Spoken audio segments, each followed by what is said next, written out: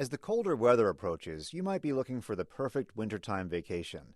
Someplace sunny and warm with beautiful views and rich culture. What about a place that has all of that and is still unspoiled by tourists? You only have to travel to South Sudan. It's not a joke.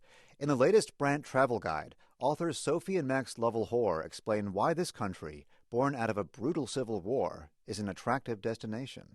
The thing is with South Sudan, actually, is because it has been cut off really from the outside world for so long, it hasn't obviously developed a tourism industry in the conventional sense. But that means that for tourists who do want to get off the beaten track and into the absolute back of beyond, there's plenty of opportunity for adventure and real genuine discovery. The advantage in South Sudan is that you can more or less have a national park to yourself. I mean, if you look at the Boma National Park, for instance, it's one of the largest reserves in Africa, period. It's got stunning scenery, but you'll also get movements of like 1 million antelope. What was it like, Max, being an only tourist in a place like Boma National Park? You become the attraction for the locals. The few locals that are there, they come to see you. You might be there to have a look at the antelope, but the locals are actually just really pleased to see you. You're a curiosity. They haven't seen anyone since the Civil War. And the South Sudanese are famous for their hospitality, so if they see a group of foreigners coming to their village or to the parks near to their homes, they will invite you into their village. They just want to meet you, they want to introduce you to their families, and they want to show you the best that South Sudan has to offer. Now, before we encourage people to start booking their tickets, I feel like I have to point out that the U.S. State Department website still recommends that U.S. citizens not travel to South Sudan. Could you talk about the dangers, or do you think that the State Department is overcautious? Obviously, we're British, and we tend to follow the Foreign and Commonwealth travel advice, which is the UK's equivalent. And they have 3 different levels of security advice for South Sudan.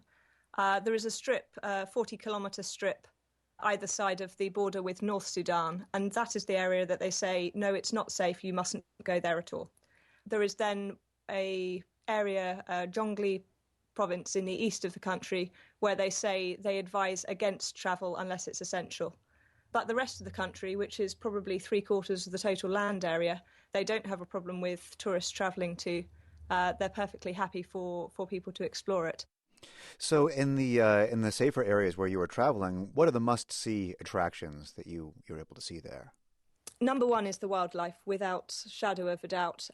Elephants, giraffes, hippopotamus. Secondly, the River Nile. The beauty of the Nile in the south of Sudan, firstly, it's either side great deal of jungle, so an immense amount of wildlife, especially bird life. There is a genuine sense of exploration. You talk about traveling the Jonglei Canal. What was that like? The canal has largely returned to grassland and swamp.